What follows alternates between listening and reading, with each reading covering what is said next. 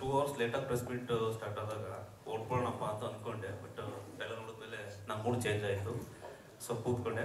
And congratulation sir, trailer launch ಆಗಿದೆ, ತುಂಬ ಚೆನ್ನಾಗಿ ಬಂದಿದೆ. ಆ್ಯಂಡ್ ನನಗೆ ನೀವು ಡೈರೆಕ್ಟರ್ ಆಗಿ ಮತ್ತು ಪ್ರೊಡ್ಯೂಸರ್ ಆಗಿ ಆ್ಯಕ್ಟರ್ ಆಗಿ ಇದ್ದೀರಿ ಇಂಡಸ್ಟ್ರಿಯಲ್ಲಿ. ನೀವು ಒಂದು ಕತೆ, ಒಬ್ಬ ಹೊಸ ನಿರ್ದೇಶಕ ಕತೆ ಒಂದು ಫೇಸ್ಬುಕ್ಕಲ್ಲೋ ನೋಡಿದಾಗ ಆ ಕತೆ ಮಾಡ್ಕೋಬೇಕಾದ್ರೆ ಜೊತೆಗೆ ಒಬ್ಬ ಹೀರೋನ ಅಂದರೆ ಮಾರ್ಕೆಟ್ ಹೇಗಿದೆ, ಇವತ್ತಿನ ಹಾಕಿದ್ದಕ್ಕೂ ದುಡ್ಡು ವಾಪಸ್ ಬರುತ್ತೋ ಇಲ್ವೋ, ಆ ಮಾರ್ಕೆಟ್ ಲೆವೆಲ್ ನೋಡಿಕೊಂಡು ಹೀರೋ ಅಥವಾ ಡೈರೆಕ್ಟರ್ ಅಥವಾ ಹೀರೋಯಿನ್ ಆಯ್ಕೆ ಮಾಡ್ಕೋತಿರೋ, ಅಥವಾ ಕತೆ ಮೇಲೆ ನಿಮ್ಗಿರೋ ಒಂದು ಕಾನ್ಫಿಡೆಂಟ್ ಏನಾದರೂ ಆಗಲಿ ಆಮೇಲೆ ಅನ್ನೋದು? ಅಂದರೆ ನಾನು ಕಂಪ್ಲೀಟ್ಲಿ ಡೈರೆಕ್ಟ್ರಿಗೆ ಆ ಆಪ್ಷನ್ ಕೊಟ್ಬಿಡ್ತೀನಿ. ಆ್ಯಂಡ್ ಅವ್ರು it's his completely his call, because ಅದು ಕ್ರಿಯೇಟಿವ್ ಕಾಲ್ ಅದು. ಬಟ್ ಅದರ ನಂತರ ಓಕೆ ಸರಿ, ಇವಾಗ ಈ ಹೀರೋಗೆ ಈ ಸ್ಕ್ರಿಪ್ಟ್ ಈ ಡೈರೆಕ್ಟರ್ ಮಾಡಿದಾಗ ಇಷ್ಟು ಅವಕಾಶ ಎಲ್ಲ ಇದ್ದಾಗ ಇದನ್ನು ಈ ಬಜೆಟ್ನ ನಾವು ರಿಕವರ್ ಮಾಡೋಕ್ಕೆ ಆಗುತ್ತಾ ನಮ್ಮ ಕೈಯಲ್ಲಿ ಅನ್ನೋ ಒಂದು ಕಾನ್ಫಿಡೆನ್ಸ್ ಇದ್ಮೇಲೆ ಮುಂದುವರಿಯೋದು. ಅಷ್ಟೇ ಸರ್? ಅಷ್ಟೊಂದು ಕ್ವಶನ್ ಕೇಳಿದ್ರೆ ಇಷ್ಟೇ ಅಲ್ಲ, ನೀವು ಅದೇ ತಾನೇ ಅಂದರೆ ಹಾಂ, ಮಾರ್ಕೆಟ್ ಹಿಂಗಿದೆ, ಇನ್ವೆಸ್ಟ್ ಮಾಡಿದ್ರೆ ಅಂದರೆ ಇನ್ವೆಸ್ಟ್ ಮಾಡೋ ಮುಂಚೆ ಯೋಚನೆ ಮಾಡ್ತೀರಾ ಅಂತ ಕೇಳಿದ್ರಲ್ಲ. ಹಾಂ, ಸೊ ನಾನು ಅದೇ ಒಬ್ವಿಯಸ್ಲಿ ಯೋಚನೆ ಮಾಡೇ ಮಾಡ್ತೀನಿ. ಬಟ್ ಅದೇ ನಾನು ಯಾವತ್ತು ಈ ಹೀರೋನ ಹಾಕ್ಕೊಳ್ಳಿ ಅಂತ ಆಪ್ಷನ್ಸ್ ಕೊಡ್ಬೋದು ಇಫ್ ದೇ ಆರ್ ಕನ್ಫ್ಯೂಸ್ಡ್. ಆ ಥರ ಇದ್ದಾಗ ಮಾತ್ರ ಆಪ್ಷನ್ಸ್ ಕೊಡ್ಬೋದು, ಅಷ್ಟೇ ಬಿಟ್ಟರೆ otherwise it's completely directors call. Sir, ಈಗ ಮಾತಾಡಬೇಕಾದ್ರೆ ಡೈರೆಕ್ಟ್ ಆಗಿರ್ಬೋದು, ಅಂಕಿತಾ ಮೇಡಮ್ ಕೂಡ ಹೇಳಿದ್ರು ತುಂಬ ದೊಡ್ಡ ಸ್ಕೇಲ್ ಸಿನಿಮಾ ಅಂತೇಳಿ. ಸೊ ನಾವು ಬಜೆಟ್ ಎಷ್ಟು ಅಂತ ಏನಾದ್ರು ಹೇಳ್ಬೋದಾ ಅಂತ?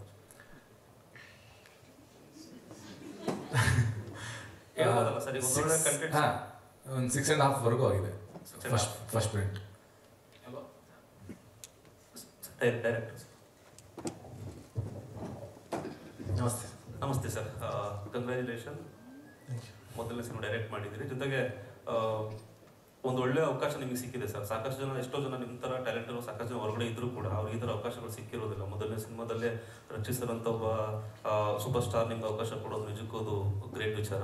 ಸೊ ನಿಮ್ಮ ತಯಾರಿಗಳು ಹೇಗಿತ್ತು ಅನ್ನೋದು ಸರ್? ಒಬ್ಬ ಈ ಥರ ದೊಡ್ಡ ಸ್ಕೇಲ್ ಸಿನಿಮಾ ಮಾಡ್ತಿದ್ದೀರಿ, ಒಂದು ಸ್ಟಾರ್ ಕ್ಯಾಸ್ಟ್ ಇಷ್ಟು ಲಾಂಗ್ ಇದೆ, ಸೊ ನಿಮ್ಮ ತಯಾರಿಗಳು ಹೇಗಿತ್ತು ಅನ್ನೋದು ಟೋಟಲ್?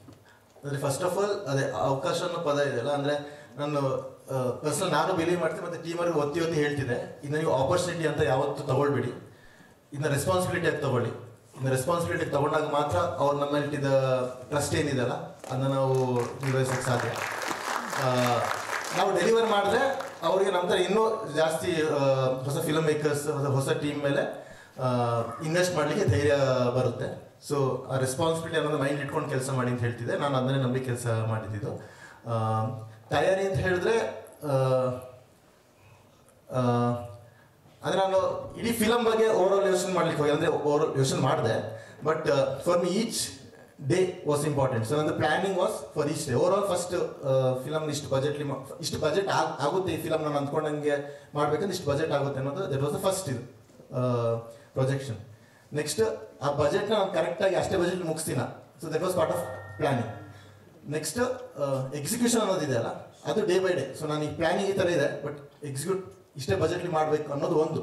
ನೆಕ್ಸ್ಟ್ ನಾನು ಅಂದ್ಕೊಂಡ ರೀತಿಲೇ, ಬಿಕಾಸ್ ಅವರು ಈ ಪ್ರಾಜೆಕ್ಟ್ ಓಕೆ ಮಾಡಿದಾಗ ಸ್ಕ್ರಿಪ್ಟು ಹೌದು, ಪ್ಲಸ್ ನಾನು ಈ ಥರ ಮೂಡಲ್ಲಿ ಇರುತ್ತೆ ಸಿನಿಮಾ, ಈ ಥರ ವಿಷುವಲ್ ಇರುತ್ತೆ, ಈ ಥರ ಸೌಂಡ್ ಸ್ಕೇಪ್ ಇರುತ್ತೆ ಅಂತ ಹೇಳಿದಾಗ ಅದನ್ನು ಡೆಲಿವರಿ ಮಾಡಬೇಕು. ಸೊ ಪ್ರಿಪ್ರೇಷನ್ ಅನ್ನೋದು was every day job.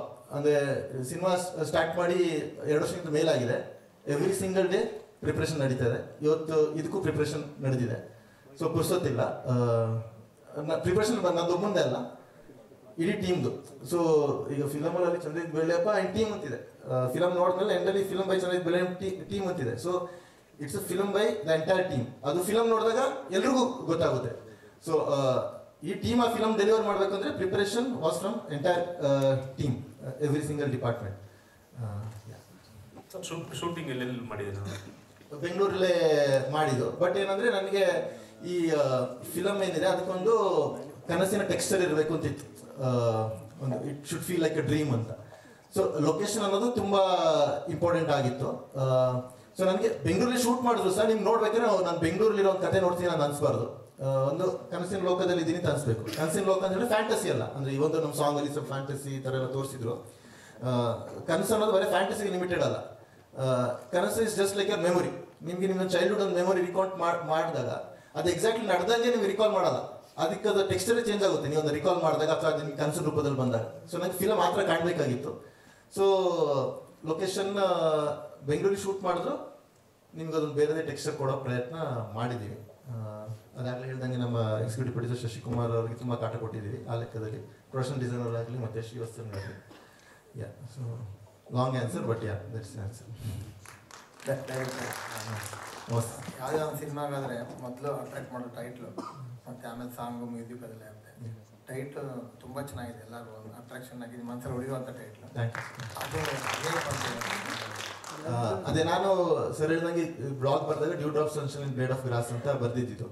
So ಯಾವಾಗಿಂದ ಸಿನಿಮಾ ಮಾಡ್ತೀನಿ ಅಂತ ಹೇಳಿದಾಗ ಕನ್ನಡದ ಒಂದು ಟೈಟ್ಲ್ ಬೇಕಾಗಿತ್ತು. ಆ್ಯಂಡ್ ನಾನು ಆ ಇಂಗ್ಲೀಷ್ ಟೈಟ್ಲನ್ನ ಆ್ಯಸ್ ಇಟ್ ಈಸ್ ಟ್ರಾನ್ಸ್ಲೇಟ್ ಮಾಡಿದ್ರೆ ಅದರದ್ದು ಎಸೆನ್ಸ್ ಹೋಗುತ್ತೆ. ಆ್ಯಂಡ್ ನನಗೆ ಆಗ ರಶ್ಮಿ ಫಿಲಮ್ದು ಇಬಂತ ಬಿದಿಳೆಯಲ್ಲಿ ಸಾಂಗ್ ಏನಿದೆ ಚೈಲ್ಡ್ಹುಡಲ್ಲಿ ತುಂಬ ಕೇಳಿ ತುಂಬ ಇಷ್ಟ ಆದ ಸಾಂಗ್, ದೊಡ್ಡಗೌಡ ಸರ್ ಬರ್ದಿರೋಂಥ ಇದು. ಸೊ ನನಗೆ ಆ ಟೈಟಲಲ್ಲಿ ಫಿಲಮ್ದು ಎಸೆನ್ಸ್ ಕಂಪ್ಲೀಟ್ಲಿ ಕ್ಯಾಪ್ಚರ್ ಆಗಿದೆ ಅಂತ ಅನಿಸ್ತು. ಪ್ಲಸ್ ಇನ್ನೊಂದು ಏನಂದರೆ ಅಂದರೆ ಆಗಲಿಂದ ಅಂದರೆ ಟ್ರೈಲರ್ ನೋಡಿದ್ದೀರಾ ಅಥವಾ ಇವರೆಲ್ಲ ಅಂದರೆ ಲ್ಯಾವಿಶ್ ಅಬ್ಜೆಕ್ಟಿವ್ಸ್ ಯೂಸ್ ಮಾಡಿದ್ದಾರೆ ಫಿಲಮ್ ಬಗ್ಗೆ. ಬಟ್ ನನಗೆ ಫಿಲಮ್ ನೋಡಬೇಕಾದ್ರೆ ಒಂದು ಕಾದಂಬರಿ ಓದಿದ ಅನುಭವ ಆಗಬೇಕು ಅನ್ನೋದೊಂದು ತುಂಬ ಇತ್ತು. ಅಂದರೆ ಫಿಲಮ್ ನೋಡಬೇಕಾದ್ರೆ ಅಂದರೆ ಇಲ್ಲಿ ನಿಮಗೆ ಈ ಥರ ಏನೇ ಅನಿಸಿದ್ರು ಫಿಲಮ್ ನಿಮಗೊಂದು ಬುಕ್ ಓದಿದ ಅನುಭವ ಕೊಡುತ್ತೆ ಅನ್ನೋದು ನನ್ನ ನಂಬಿಕೆ. ಅಂದರೆ ಆ ನಿಟ್ಟಿನಲ್ಲೇ ಎಲ್ಲ ಇದು ಮಾಡಿದ್ದು. ಸೊ ಆ ಅನುಭವ ಕೊಡಬೇಕು ಅಂತ ಹೇಳಿದ್ರೆ right from title to the poster to music cinematography ಎಲ್ಲನೂ ಇದರಲ್ಲೇ ಹೋಗಬೇಕು, ಒಂದು ಕಾದಂಬರಿ ಅನುಭವನೇ ಕೊಟ್ಕೊಂಡಿರ್ಬೇಕು. ಸೊ ಆ ಲೆಕ್ಕದಲ್ಲಿ ಬನ್ನಿತ ಬಿದೇಳೆಯಲ್ಲಿ ಅನ್ನೋ ಟೈಟಲ್.